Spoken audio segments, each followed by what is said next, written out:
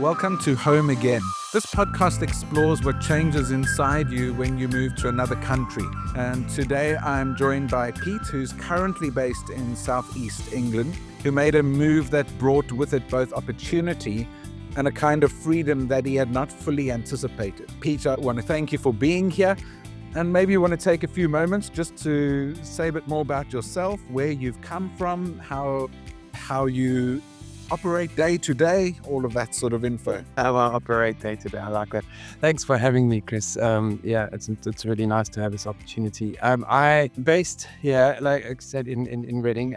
I've been in Reading for probably a few years now. I can't even remember. It just goes so fast.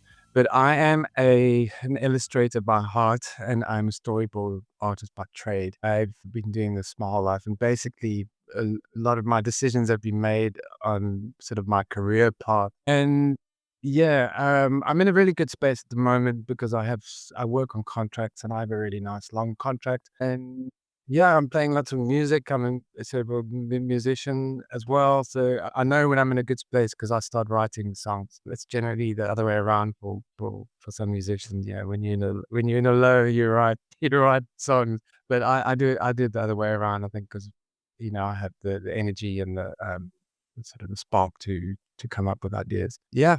Originally from South Africa. I grew up in Johannesburg for my early years, and then I moved to Cape Town, I think when I was about 12. And and then I was a Cape Townian, and I consider myself Cape Townian with a Joburg accent. That's about it. Yeah. Thank you so much. Part of that, just before we continue, I know a lot of artists and things have web pages and things. Do you have one listeners could look at if they want to find out a bit more after listening? Yeah, sure. Thanks. I have it basically at petewood.com is my side page, and then I have an Instagram which is Pete_Woo. And you can see my work there. It's very mixed kind of work. I'm an illustrator, but I'm also a storyteller. I'm a portrait artist. In many veins of portrait, I do caricatures, which is a sideline for me. Especially on weekends and things. I go to weddings and events, so I do caricatures, commissions, but then I also do portraits. So if people want things, I'm mainly working in sort of ink and pencil, but then in the digital realm as well. It's a mixed bag. My illustration sort of work is very, very varied because it's the way I survive as an artist. I don't to pigeonhole. Yeah. Yes. So you can see petewood.com and Pete_Woo. It's my Instagram. Perfect. And we'll drop that into the info at the bottom of this podcast as well. And before we begin with the actual questions, just to let you know that this isn't a space for perfect answers, Pete. This is simply a place for you to be able to reflect on your experience and to tell that in your own words. And I think the best place for us probably to begin then is at the start. You've mentioned that you come from South Africa. You come from Cape Town on the southern tip of the African continent. Take me back to that point in your life. What was happening when you decided it was time to leave? Quite a lot. I think to sort of say one a whole bunch of ideas. But I'm married. I have a partner. Her name is Elaine, and we were living in Muizenberg in Cape Town, and we had been there and we bought a house together, and we'd been living in Muizenberg for at least 15 years. And it was even the move to Muizenberg felt like an immigration dig because it was such a big move. It wasn't far. We lived in Observatory and we moved from Observatory to Muizenberg. But our whole sort of existence in Observatory had a particular flow, and then we were in Muizenberg. I'm kind of spelling this out because it kind of will give you a snapshot. Yes. So we were very, very well settled in Muizenberg at the time. We'd been there. Our house was looking great. Everything was just as almost perfect as it can be. The bond was virtually paid off. We were renting the flat. We'd done a lot of things almost like the dream had been fulfilled. We had a fireplace. We had everything. We had the car. We had our cat, and we had our dog. And so it was kind of stable. But I think that at the time, work-wise, I had in that whole sort of 15 years thing, I'd been working for a sort of a Striker Entertainment doing illustration for a comic. That was my sort of, my big journey as an illustrator. And I'd left in 2010. Around about 2017, there was this big gap. There was basically a 7-year gap where I've been freelancing, come out of Yes. this 10-year journey, and then I'm 7 years freelancing. And it, being a freelancer sort of just started opening up ideas, platforms, that sort of just giving me a different. I started searching as an artist, like because 10 years was really, really devoted to being working for a company. And then as a Mm. freelancer, you're working for many companies, but then you're also exploring your own self. So in that 7 years, I really had sort of started branding and coming. I'm the guy who draws the monkeys. I'm drawing monkeys. I'm going to be drawing monkeys.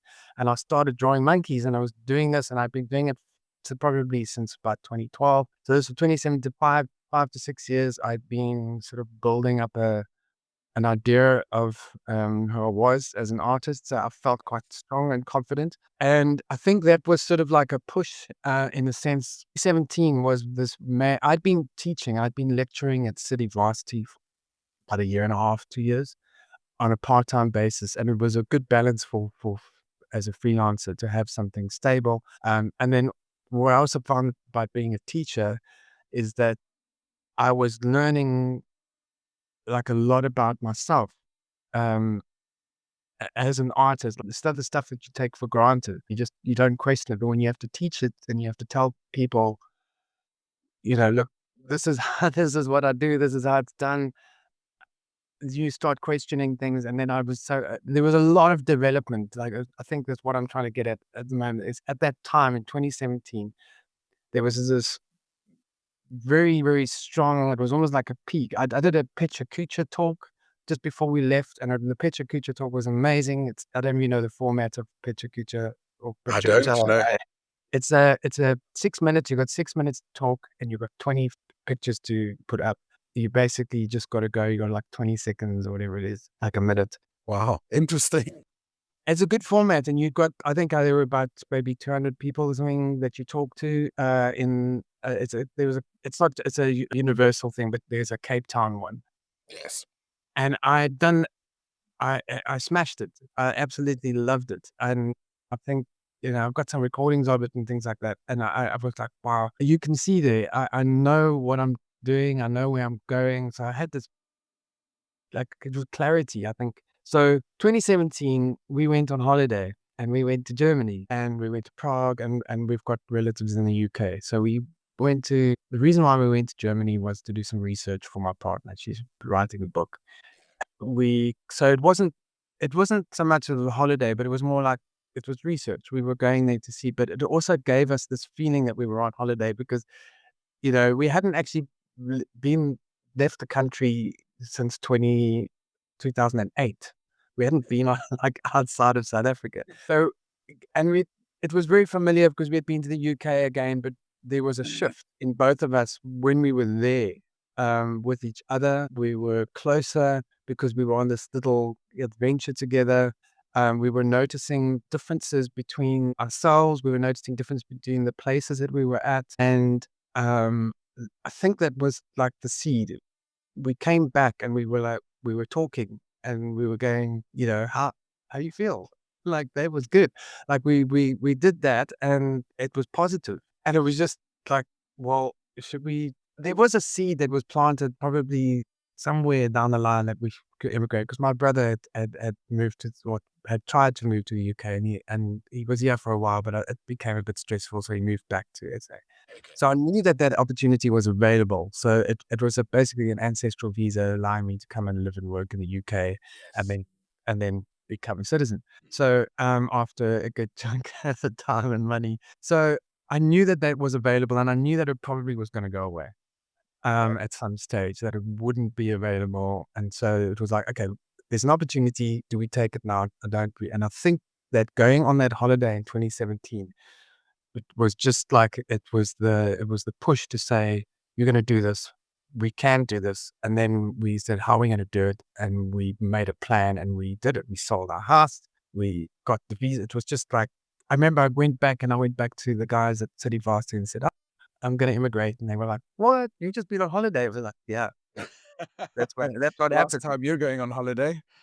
Yeah, so that's what happened. So I think it was the holiday, but there were a whole bunch of reasons that were catalysts, and I don't really want to go into them because they can, like, I can, if you want me to, I can, but they were sort of at that time, um like it sounded like we were in a good space, and why would you want to move? Why would you want to do that? Like, you want to give this all up? You're living in a great house. It's, things could just move, be quite happy for the next couple of years. But I think that because we had been there for so long and we were starting to see things around us changing, and we had this constant, it's like it's the trope of, everybody looks great on Instagram, but in the reality, there's stuff there Yeah. that's no one knows all about that stuff. It's the stuff in your head. It's the stuff it's the tiny little micro things that are happening around you that you Yes. don't want to share. No. So, I mean, in all honesty, our relationship was pretty tight, but there were things, there were strains on our relationship, and I think we were kind of pointing in a direction of, like, we need to be complacent. We're going to be like this for the next 15 years, and then we're Mhm. going to go, oh, yeah. There's all these songs that play in your head, and you go like, okay, well, maybe we should try this. And we did it. And it was literally a year later we arrived in the country. We were on holiday in August. Wow, that's And at the end, the following loop, basically end of October, we arrived. We got it all up. an intense period, considering you had a full It house was and just like, everything. it was just like a moment where we put it in, we didn't contemplate it Yeah. as like, "Oh, well, let's think about it and procrastinate for another 15 years and then go, oh, we should have done that." Think that the impetus of being on holiday and then being in this really strong space of communicating allowed us to go, let's do it. I was initially quite resistant. Like, there was a part of me that I was like, "Oh, this, I got to this is going to be hard. I'm going to have to do something here. I'm going to have to, get off my ass. Things, I know things are going to change, and I don't know how it's going to, I don't know what we're going to do." And I don't think it was like a dream, like, oh, the grass is greener idea. It was more like, I don't think it mattered where we were going to go. This was an option for us. So we Yes. went. We sold up shop. We sold our house, which gave us a freedom to move. I think that we were very lucky. We were in a good position where we could take a bit of chunk out of our sort of sale and then land safely, use that as a sort of a parachute. We had family here that we could crash land with the parachute. Yes. It sounds like Always good. it sounds like we were just sort of chucked in a plane and had to jump when it was flying over. But it is kind of it is kind of like that. You kind of land in the place. So that's where I was. I was sort of in this place where I think it was well needed. There were a lot of, I think, in Cape Town, there were some good things and some bad things. And so I had there were bad habits. And I think Yes, moving helped me get out of those bad habits. that's right. And I knew that they were going to. I knew I had to sort of, like, I think habits are one of these things that sort of stick with you until you have to make a decision. Um, like smoking or or whatever it is. You got to go, I've got to stop, and then you stop. You can't wait for it to disappear. You have to make those decisions. Yes. But I think the bad habits, I knew that they were kind of restricting me, keeping me down, not sort of moving me in a direction that I really wanted to go. Yes. So, Pete, there you were, jumping out of the airplane with a parachute, so to say. House is sold, you arrived, and there's this new life before you. What did you imagine life would actually feel like and look like once you arrived? What picture did you have in your head? Like I say, we had a plan, but the plan, once you land, you realize you just tear up the piece of paper. We had the plan was to, I wanted to work for art and animation. It was a dream for me to work for them. So we were looking around and we were going, oh, well, maybe Bristol. We're going to land in Bristol, and then, we'll find a place in Bristol and we'll see how that works. We ended up living in Bath, probably one of the most eye-watering, expensive places to live. Yes. But we did. And the craziest thing is, the reason why we ended up in Bath, we found a place that was pet friendly. We brought our animals with us. Yes. We had a dog and a cat, and we brought them with us. But there was no chance I was going to leave them. And we needed a place that was pet friendly, and we were looking all the way around, and this nice affordable place was available, and it was basically, I think it was Bath Eastern. It wasn't right in the city of Bath, but I'm so happy that it was Bath, because Yes. Bath is such a beautiful place. I was basically answering the question. We had an idea, but I think once we landed, we realized we just got to navigate now. None of us had jobs, so we had to look for jobs. Yes. So the reality did kick in quite like immediately. I mean, there was a lot of paperwork we had to do, a whole bunch of stuff, and Yes. get all the bank details. Like I think I think that's when I mentioned earlier, like the soft landing. We had cousins who were in Shepton Mallet. I think they were sort of just below Bristol, and they were the most amazing people to land with. They just gave us this 2 months, 3 months space to get all our paperwork done. And I think in that space we were out in the countryside. I started realizing, with both of us, we're realizing, okay, countryside, this is nice. We're not going to be living in London in a flat, and we, we we quite like living outside of the city. Yes. And so it did kind of give us an idea that people do it and we can do it. So yeah, we landed up in Bath. Really, we had I didn't think, like you said, the question is, what was the idea? I honestly didn't really have one, because I knew that it was just going to be revealed at the time. It's good to have a plan.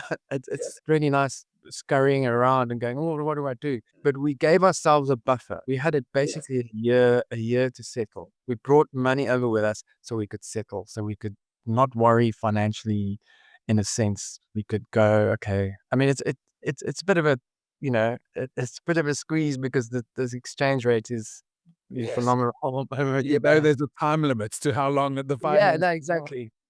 Exactly. So it was almost like we had a little we had been speaking to a lot of people while we were leaving in that process, and I think there was positive and negative things. I mean, we had, when we were looking, because we had sold our house and we had to stay in Airbnb before, when we were still in SA, and while we were looking for sort of a place, just a quick an Airbnb to stay at, even one of the women who was there said, "Oh, why are you going? I've got a friend who's a qualified doctor and she's washing dishes. That's what's gonna happen." And we were like, okay, thanks, man." It's like you're making us feel really safe, and it is a reality, but I don't think that. Yeah, I think that you do kind of push your own reality, and you can That's you right. can make these things happen. So I didn't really have an expectation. The expectation sort of revealed itself. I ended up becoming a care worker, Okay. funnily enough. And it was something that really showed something of, I loved it. I loved it. Yes. I realized it was part of my nature to kind of assist and help people. Mm. This was part of it. And that was something I learned. It was like, wow, actually, I can do this, and I'm okay with it. And I mainly worked with sort of older patients, people who had Alzheimer's or dementia, Yes. and then a few, two of my patients were autistic. Um, and they were good fits. I had some really lovely clients, and it's funny, like, I think the way we sort of navigated when we arrived, we had plans, but we were open to it being organic. We were open to, like you say, we knew we had a time limit that we Yes. could sort of navigate. I needed something really, really quick that I needed to get into, because I knew that the moment I landed, I'm now a little fish in a big sea. Because in Cape Town, I had this identity. I'd worked for Striker for a long time. People knew who I was. I created a Pete Wu brand. I had my monkeys around. There was comic cons were developing. So Yes. people knew who I was, right, as a sort of an establishment. But then Mm. coming here, there's no chance. It's like, you know, there's this guy in his mid-40s. Who's he? Where did he come from? We don't know anything about you, you know. Yes. It's Um, helpful that you mention that, because as we undertake these moves, there's a whole range of hidden realities that kick in. And yeah, people often do these big moves to a new country, a new context, thinking they're going to land in a very similar place to where they were. But the hidden reality is that sometimes it needs to look like something very different yeah, initially as you rebuild, because you do start from a very different place. And for a lot of yeah, people like you, with being able to do the caring work, yeah, suddenly you even discover there's there's something you would never have thought of before, but actually you can enjoy that as well. Yeah.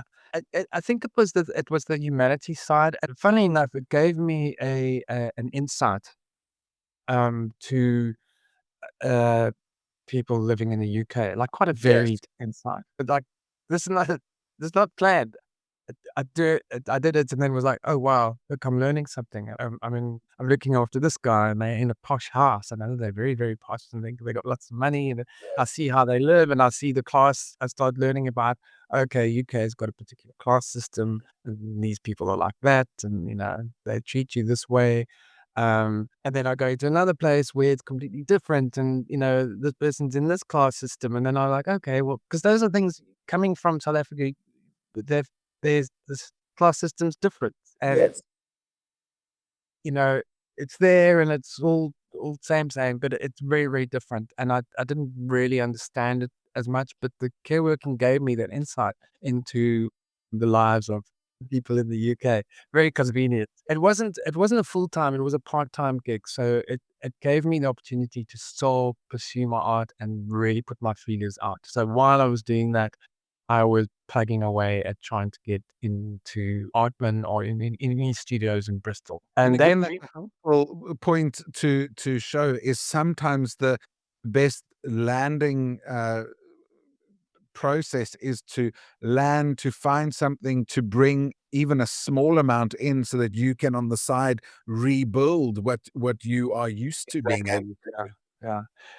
It was different for my partner. She had a certain of experience. She ended up working in, Bath University. She got a job straight away, in a particular field, and the same thing with her. It wasn't ideally what she wanted, it was something. And so once we'd all established that this is how it's gonna work, once, there was movement and stuff within our careers, we realized we're gonna get on this wave and we're gonna go with it. Yeah, it's so close but so far in my memory. It's Yes. that weird thing because it I remember landing and going, "I've gotta do this. I've gotta be yeah, this is gonna be 7 years," and here I am 7 years talking about it. It's done. I'm a British citizen. I did it. It's like, I can't believe it. I think that this type of sort of having a conversation about it does, it's the same as lecturing about your career or what you do Yes. as you start questioning. I like, look, I actually did. This is good. This is positive. This even though at the time I have to be really honest. There were times where I'm really, really low. Like, I did feel, yeah, um, this is, how long do I have to go, do I have to go and clean someone's ass for the next couple of days? It's At that, was there ever actually a point when you felt a weight of being an outsider, the person that didn't quite fit into the room? I know that uh, in certain contexts, people would say, "Oh, it should have been so easy. You speak English. You went to an English country." But was there that point that you just felt like an outsider? I still do, yes. At the moment you land, I think you don't really realize. I think it's a hard one to kind of grab or to sort of talk because I think you feel it, but then you also feel it when somebody else notices. Yes. And, because I speak English, but I speak South African English and I don't sound British. I do get questioned, "Oh, where you from?" The moment you open your mouth, you suddenly become the other. You Yes. can you can walk down the street and go, "Yeah, people they think I'm British." I am, but on a piece of paper. But my upbringing's not. My culture, my heritage is South African, and I consider myself a South African regardless of passports. I'm a dual citizenship, so I can claim to be both on paper. That's right. So yeah, the feeling of the other, I think, was almost immediate, but without even putting a label on it as the other. Okay. It was more just saying, okay, I can fit in, but and it almost became like a superpower, like, not really a superpower, but like, um, I'm unique, in the situation. Like, someone goes, "Oh, where you from?" Okay, well, they're interested. It's Yeah, like, that's right. um, they don't know who you are. They have no idea what what being a South African is. Yes. and maybe, them noticing gives you the opportunity to sort of talk about it, Yes. which British people don't like all the time. But, so immediately that feeling of being other was yeah, but I didn't see it as a negative thing or anything like that. I think it was more like, a I you know, I think that the thing is because of you spoke about the language. I think the language is, I mean, I still had to do an English test Yes. to Interesting. go through the process. You you know, even now, like, the moment it I realized I had to change the way I speak in Mhm. order to be understood. So that is that constant reminder that you are an other because you've got to let people know. You've got to kind of change it. I can't use South African slangs. Mm. I can't. It's I find myself like talking and then suddenly get what's okay. Let me try and think of another name for Skinner or something like that, Yes. and then I go okay, gossiping, and then I go yeah, fine. So, I kind of that feeling of the other is always there. I've That's right. accepted it.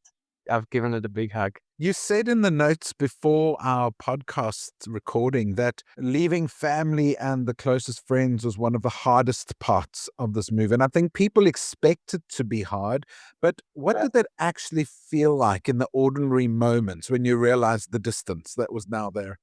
I realized it before I left. That this was going to be really hard. It's almost like it's still now. It makes me emotional. Mm.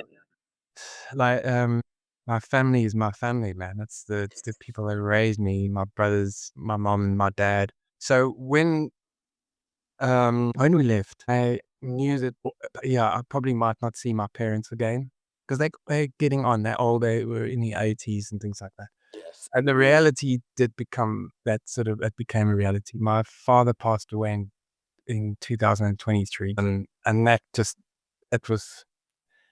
I was grateful. I had a good relationship with him. I loved my Yes. dad, and it was like I knew it was either going to be my mom or my dad, or even both of them. So when I left, I made sure like I was connecting with them. Like I wanted to let them know that I was doing this.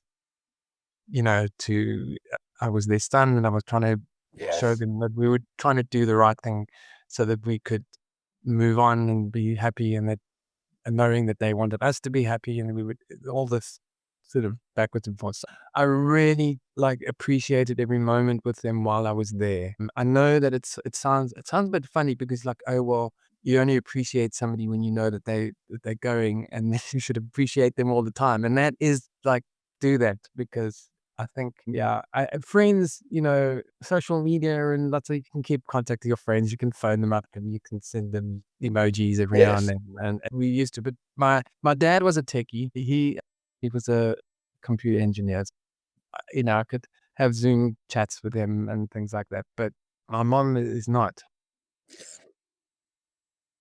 So yeah, I lost my father at 23 I was yeah, I managed to we were in the middle of our whole immigration thing. So a lot of our cash Oh, flow no. had gone into paying for stuff. So I didn't really have like a lot of money to just buy a ticket and fly over to Cape Town. Yes. It was quite quick. My father sort of it was a quick thing. My brothers were there, and I knew that they were supported. But I only went down for his memorial, and it was a very short-lived. It was such a weird space to go there. So Mhm. yeah, I grieved. I still like have.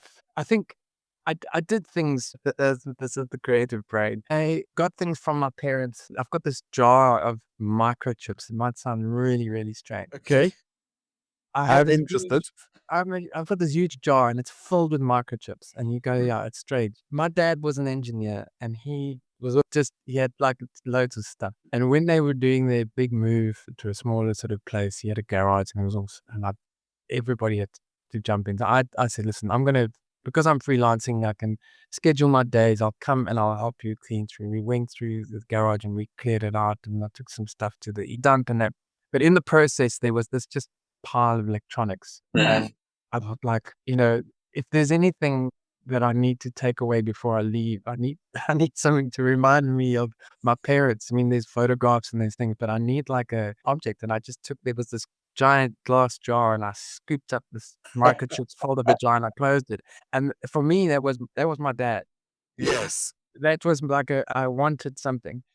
My mom did the sweetest thing. She gave me some pictures that she had collected, newspaper clippings that she was proud of, things that I'd accomplished at school. Lovely. And she handed them back. She said, "This is for you. These are things that I've collected that are about you, Yes. and that remind me. And I'm wanting to give them to you." So I had stuff from my mom and stuff from my dad. Yeah. It's not a regret. I've made peace with it, and I'm quite happy that I left. It's hard leaving your Yes. family. Really, really hard. It's you kind of you just get on. So the nice thing that has actually really, really happened and now is that I phone my mom once a week, like a good sub, and I Yeah. chat to her, and we are so I love it. I love it. We just somehow with my father being gone and me realizing something and my mom realizing something, we have to have these chats and we talk and we really well connected. Feel slightly more human with her. Like I'm not just the son, I'm just a person talking to another person, like on a like a nice connection. Yeah, it's kind of it's been a happy space, like, I've really enjoyed having that, and yeah, so I And won't take that for granted. And what you mentioned there is uh, along the lines of something that a lot of people discover as they move. Relationships change, they look different. The ones that a lot of people struggle with are the ones, like you were saying, with family, close family, parents, knowing that there suddenly is this question of you don't know when you'll see them again. The reality in that move is that there needs to be deliberate actions taken, like your weekly phone call, things that have to be done from your side to be able to nurture and grow those, which will look different from what they do. Yeah, The interesting is for a number of people, they say there's actually more communication sometimes once they've moved than what you take exactly. for granted locally that you'll see them. And then weeks Yeah. go by and you actually never see them. You don't speak to them. Well, I think the thing was, like, I think I mentioned earlier that my dad was the techie and my mom's not. It's just she doesn't even have a cell phone. We have to phone her on the landline. But when my dad was around, we had to go through my father to get to my mother. You Yeah. know, we had to. It was always like the two of them sitting down. I couldn't just go directly and have a chat with my mom because she doesn't know how to. She doesn't know what WhatsApp is. It's foreign to her, and so Mm, it was there was that sort of dynamic. I'll text my dad. I was always chatting to him, and I was always he was sending me stupid gifts and stuff Yeah. all the time. But it was it was lovely. But I had that with my dad, but I never had that with my mom on that same Mm. level. Now that I have to call her, it's now established. I can't go through anybody else. I have to directly contact her. Yeah, it's precious. It's really nice having a relationship. I feel honored that I still that I got on. My parents were fantastic. I think Yes. maybe that's what makes it hard. Um, Mm. I have in-laws as well. My partner's parents are still up, but they've managed to come over here and visit us, and they've seen us in our space. They've understood where we come from. We know where they are, and they're a little bit more tech savvy. Yes. We had a chat with them last night on Mm. WhatsApp. Oh, lovely. Where yeah. So you're nearing 8 years living in the UK now. Was there Wow. ever a moment when you genuinely questioned whether it was the right move? Yeah, but I didn't, I say yes, but very, very lightly because I think the decision when we made the decision, we weren't doing this we weren't sticking our toe in the water. We were taking our clothes off and jumping in the water. That's right. We're leaving it. We were making the decision. Wasn't so I think that you can kind of have that feeling of, oh, did I make the right decision? I think I'd already made in my mind the fact it was a decision. It is the right one or the wrong one. We have to go with it. We have to still know how to do this, do that, and then be in the place and then deal with that and grow with it, learn with it. So there were moments, and I think there will always be sort of moments because, there's lots of curveballs. I mean, COVID just messed a whole bunch of things up, but it was great in a sense because I got contracts, different contracts and things like that's working because they allowed people to work remotely. So then I That's right. started remotely. Curveballs, it turned out to be quite a positive thing for my industry. Well, not entirely, for certain parts of the industry. So yeah, there were moments, but they were very small in a sense of like they weren't like um like I wasn't in tears. Yes. I wasn't sort of going, oh, what have I done? And it was. Yes. I think those are good moments to have because they do mean that you're questioning your behavior, well, not your behavior, you're questioning your direction of life. There's this thing that's always stuck with me, and it's an artist friend of mine from Cape Town came to visit, and I hadn't seen her for years since school. The house that we stayed in Muizenberg, I had all of my art on the wall. She said, "Oh, I see you followed yourself." And it's just like, it just like, for me was, wow, okay.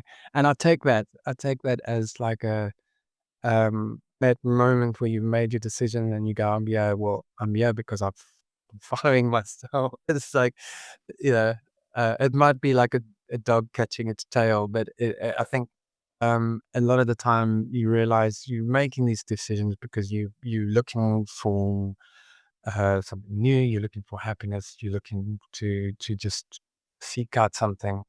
That's it. A big part of all of these moves is that they lead to shifts. Identity, there's a transformation in identity often, there's internal shifts that happen. I want to move into something that feels quite central to your story. You described your relocation ultimately leading to self discovery. What part of you had to change first before you were able to uh, start feeling and discovering all these new experiences and shifts taking place? It's a really question to answer because I think like while you're changing, while you're adapting, it's you only see one only sees change when there's been a time gap. So it's like when you look at an old photograph and you go, oh, see, I've changed a lot. But when you look in the mirror every day, you don't go, oh, I've changed because you saw yourself the previous day. And so I didn't really know like how I had changed that much until I had like a reflection, like a friend or something like, you've changed. Or like I've realized like how I spoke to somebody was different. I think one of the things that was sort of like a realization for both my partner and I was we were wanting to learn about new things and sort of ideas and identity. And one of the things that came up, and it wasn't like I discovered I was bisexual. I always knew I was bisexual, but it was more like I'm giving it a name. Okay. Like Yes. it was like understanding that there was something, and I realized, okay, I'm fall into this category of bisexual. I'm Yes. pansexual, and then I think being quite lucky that my relationship with my partner is we do have a communication, and I think that came up and it was like, oh, okay, cool, yeah. So it wasn't. I suppose it wasn't like, oh, I'm coming out the closet. It was more Yeah. just like I'm allowed to be like I wouldn't 10 years ago. I would never go on a podcast and say I'm bisexual. Yes. But now I'm in the UK. Who cares? It's somewhere else. My family doesn't really know it. I have some family that know that. I mean, they listen to this. They're gonna know, but they Yes. okay. But it's not like a. I don't think it was like a big deal. It is, but it isn't. For me, it was just like I knew it. I didn't. I had sort of weird. I think what I'm trying to say is, right when I was in probably in my 30s or 20s, I had sort of like a. My friend jokes about it. He said, "Oh, yeah, you were gay for a day," and I was, like, "I'm not actually gay, but I am, but I'm not." And I Yes. couldn't really.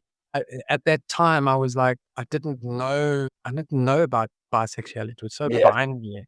It was just this or that, and I was like, no, I'm both, but I don't know. I didn't really have the sort of inclination to sort of follow it. And I think being in a new place, I mean, we have a friend, and we sort of came out as bisexual to him, and he's gay, right? And he was like, Yes. oh, you know, it's like, what's the big deal? You know, like for him, he had done it so long ago, and it was a quite a tough thing for him. And Mm. for us, he was saying like, like, why are you scared? So I think that sort of relief of being true to identity, and Mhm. understanding that it's okay to do it. And I think that Yes. moving away gives you that freedom. Also Yeah. discovering other people and going, oh, there are other, but and now my partner got into listening to bisexual brunch, which Yes. is, if you are bisexual and you don't know it yet, listen to it. Haven't listened to as much as she has, but it's really helped us sort of get talk about it and sort of get into that space and going, hey, Mhm. this is where we're at. This is how we view it. We have all these straight facing relationships. There are all these names that suddenly make That's sense it. to how you can sort of identify yourself. Yes. And then I think sort of outwardly, I don't really worry so much. Like I didn't have to outwardly present myself. Like Mhm. how do you? I'm a person. That's it. Like I didn't have to sort of go, okay, well now I have to show people that I'm like, how do you do that? Yeah. I think it's more of just a self acceptance of going, okay, now I know. Yeah, let's move on. I mean, there's Mm. still moments like I have a friend, and I'm like, should I tell him? Or am I? I should just tell him, or Yes. you know, I think I'm still nervous about it, and I'm still questioning, whether it's safe. But most of the experiences that I have had, but by just mentioning it, has been wonderful. It's just like, Yes. okay, let's move on. And Happy. Pete, you mentioned that the new place made it easier for you to be true to your bisexuality, to be able to express it, or rather to take it on board and to be more accepting in yourself of Yeah, it. yeah. I'd like to understand a bit more around that. Was the situation that you'd moved into one that allowed that? Would it have been more difficult had you remained home? I just want to see the surprise factor as it came through. Was it the Yeah, I change? think so. I think so. It's a really good question, and I'm glad you asked it because, like I mentioned earlier, when I was in Cape Town, there was this whole image painted of your lives and stuff happening there, and people have their perceptions and things of you. And when you come out and say, I am this, there's this big question like, oh, why? And then you have to feel like you have to justify something. Where when you're in a different place, no one knows who you are, no one cares. They just are who you are, and you introduce yourself as this person. And so I think that's what it is. It's like, uh, yeah, it's not having to kind of justify the change. I had another friend who came over here for a Comic Con, and she said, like, we were chatting, and there were some people at the end of the Comic Con. I was helping them pack up, and there were other people there, and there's a woman there, and we were chatting, and then she said, "Oh, pansexual." So I said, "Oh, me too. That's great." I mean, then the friend from South Africa turned around and was like, "Oh, I didn't know that. Like, oh, what's going on?" I was like, "I'm so sorry. Yes. I didn't bother telling you." I suppose because of that thing, I didn't really.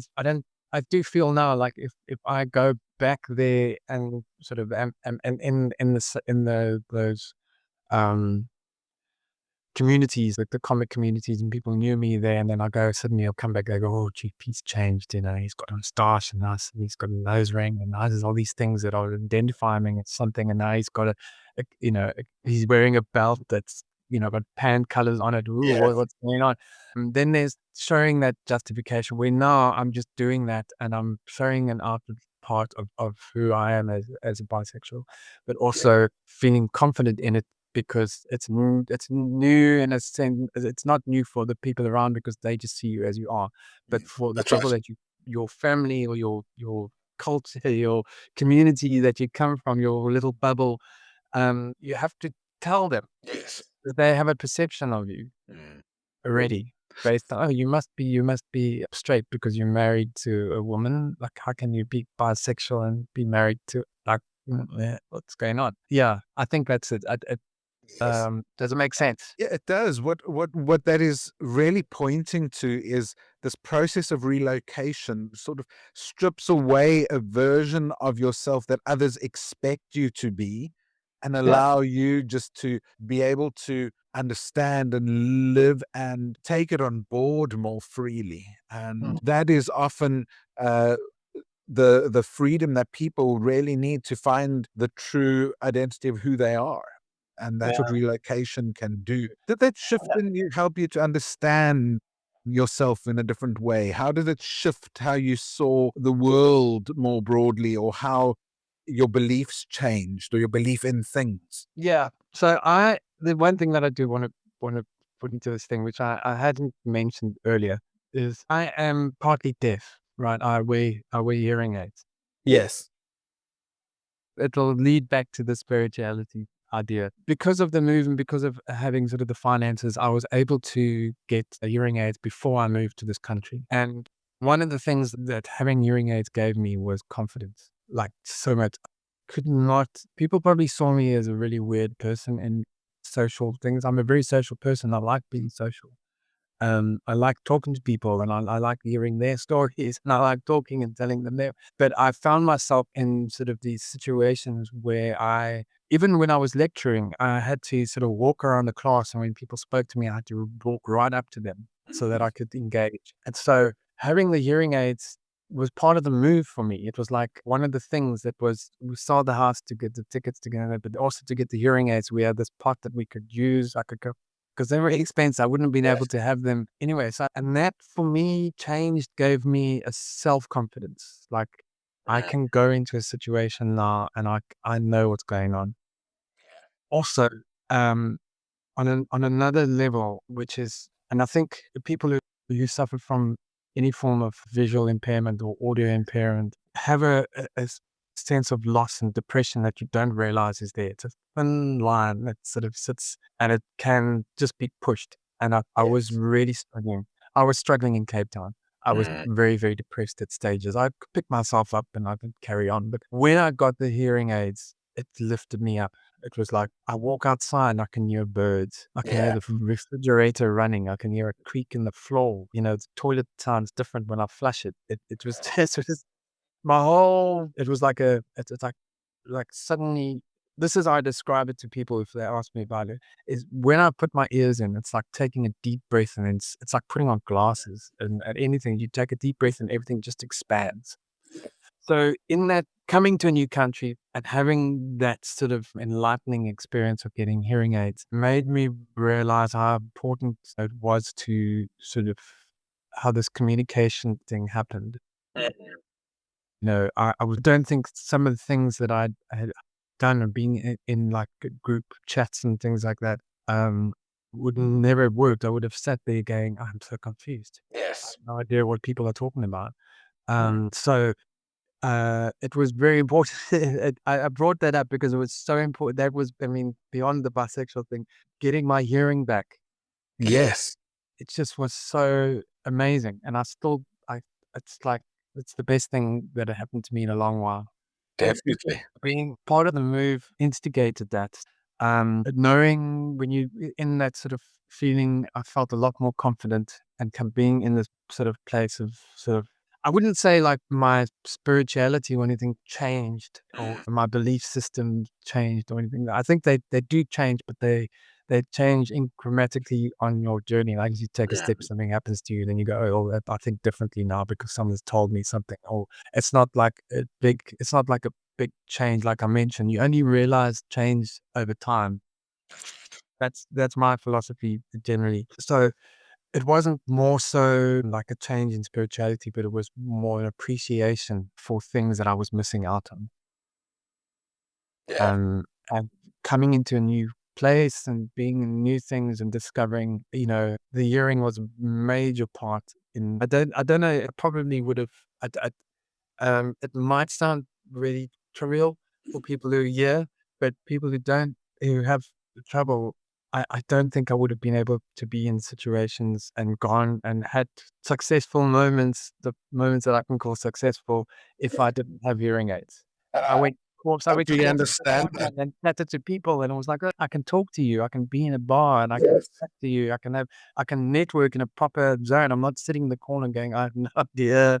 Yes. So that for me, I think was the change, gave me confidence in being, yeah, social. Yeah, and I can fully understand that the struggle of trying to explain that, because sitting with somebody, even like myself, that has never lived that, never had to not hear what the creaking floor sounds like or that sort of thing, how Yeah. to express how that changes your life when suddenly that is given to you for the first time. That is difficult to explain, but I can also get a sense for the freedom that must bring when suddenly that is given back. Yeah. So it could have happened to me. I think I could have had that same sort of reaction being in sort of South Africa, but I think that having the move, like I said, was related to that. I think there was we were wanting, like, what can we do to improve? Pete, your hearing is terrible, and it's been terrible for a very long time. I always knew I had it, but I didn't realize how impactful it was. And I think I needed that confidence boost, because I think when moving to a country, you have to show that you're confident. Because the moment you sort of like, oh, people notice that and they want to, like, oh, are we going to leave this person that doesn't know what's going on? Especially in my field, I have to schmoozy. I have to Yes. know people, and I got to chat to them, and networking is a big part of what I do as an And you artist. need to be confident in as many areas as possible because, as we've touched on already, culturally, things are different. So you can't be as confident naturally, culturally, that you're going to connect. Yeah. Some people, if you've moved to a country where language is different, you've lost that practice. You need to find all the confidence you can. Yeah. That's helpful for us to pause there. What has relocation taught you about yourself that you couldn't have learned any other way? One of the hardest questions, though. I suppose when I mentioned about the care work, it pointed out things that were natural to me. Like, you just do things and your life goes on. But I realized that you do something, you will do something different, and I'll do something different with the same opportunity. That's your nature. And you learn about your nature when you move to a new place, because you have to adapt and you have to move around. And you're going, well, why is my nature different? You learn about the things that are different. Like the care work, I didn't realize I would never think I would be in a situation where I would be a care worker. Yeah, it allowed me to search and go, yeah, this is this is a part of me. This is part of me likes doing this. Part of me appreciates people. Part of me likes connecting with people, likes help. Okay, well, I didn't know that. Yes. So that opportunity gave me an insight. I think all these little opportunities that when you have to adapt. I was also a baker for a while during COVID, Oh, interesting. and I knew I didn't want to be that. Yeah. Even though I had to do it because I needed the cash and I needed to do time. I mean, there was parts of it that I enjoyed, but it wasn't the thing that I really wanted to do. I think that's the thing. If when you move to a country, you have to sort of make do with what parts of your plans will be connected, part of them won't. But you're gonna when you start adapting, you learn about what it is that you have to change in order to adapt. For you, then now it's not norm. Like those, I think those was that's a touch on it. Answer the question. Yes. Well, Pete, part of my work as a life coach and working with people is allowing those that I work with just to tell their stories, to be able to look at where they've come from, but also casting forward what those look like. And this whole journey that you've been on is part of your story. And if you were to give this chapter of your life a title, what title would you give it and why? I would call it the observation phase. I think because in order to survive in a new place, you've got to look around. You've got to accept certain things that are different norms, different cultures, different systems, everything. And I think also, you know, the world's changing all the time, and we all observing things change over the centuries. And as you get older, I'm in my mid-50s already, and being in this sort of place, why we call it observation is because at 50, you start observing a lot of things, like at a particular age as well. You go like, okay, well, I've been there, done that. That doesn't work. Been there, done that. Um, I do also really appreciate the idea of observation, because I'm an artist and observation is probably 90% of what I do.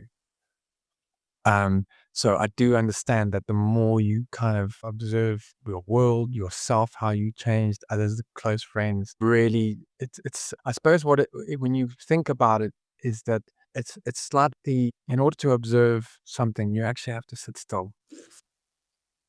And being in a new place, being here, has allowed me to sit still for a while. Even though it's been crazy, it's been a crazy ride. There have been moments where allowed, I've been allowed and also allowed myself to sort of be still about it and go, wow, wow, okay, cool, that's nice. Have um have a feeling about what's changed and things like that. So yeah, so observation phase would be the name. Very good. I love that. Something for people to hold on to. A therapeutic principle is actually, in situations that you find overwhelming or with lots of changes, sometimes just to sit in the silence and to observe. And so that fits in really well with that before just moving forward. And one last question: if somebody is listening right now and they're in the process of relocation or thinking about it, what would you want to leave them with? Encouragement, a thought? What would that be? Okay, so one size doesn't fit all. I don't think there is a sort of a list or a blueprint to say this is how you do it and this is how you feel. But I think, like I mentioned, is that if the seed is there and the spark is there to make the move, and you can make the move, it's most likely the right thing to do. You're going to question yourself all the time, so be happy with that, because I think that's gonna help anybody. If you're just doing it blindly and you're not really questioning and you're not going in with a I don't want to say clear mind, but I think maybe that is the thing. Is like, you make a decision to go, you definitely will not know what's on the other side. You might have an idea, you might have a dream, but it's going to be different. I can guarantee that to you. There might be things you that you thought you could get, but you won't get. But believe me, you'll get things that you think you'd never get. Opportunities will just open up, and they will happen. It's not. So be patient, because they will happen, believe me, but also be prepared to let go of those. Don't hold on to something that you think you entirely want, because it's probably not there in the same form as you think it is. And yeah, I mean, if you're lucky, I mean, everybody's situation is different. If you've got family that you bring over, if you've got a partner, it's a very lucky situation, because at least you have, if you're doing it alone, make sure you've got people around you, like, you make friends, and don't do it alone. It's not a safe place alone. Do you doubt yourself? Have you done it? Because they're there. They will. You always do it. I think, irrelevant of whether you immigrate or not, you're always going to ask, did I make the right decision? Because I'm not feeling so great right now, and all these sort of things. So if you have a support in any way, make that probably be one of my things. Just make sure that you've just got like a pillow, someone's shoulder to lean on. Or yeah, that's Perfect. And that was Pete. Pete, thank you so much for sharing your story so openly today. If you're listening and something in this conversation has resonated with you, you're not alone in that. The grief, the disorientation, the unexpected discoveries about who you are, these are all experiences that are part of that shift that happens as you begin to discover the new shape of who you are. Home Again is part of Bravely Me, a practice supporting people through life's transitions, identity shifts, and relationship change. If you'd like to explore your own experience more deeply, you can find more at bravelyme.eu. And Pete, thank you. It's been a genuine pleasure. Thank you. Again, thank you for being so open and honest. Yeah, you're welcome. It's been an absolute pleasure. I've enjoyed talking. It's really helpful. Thank you. Thank you for listening, and we'll see you in the next episode.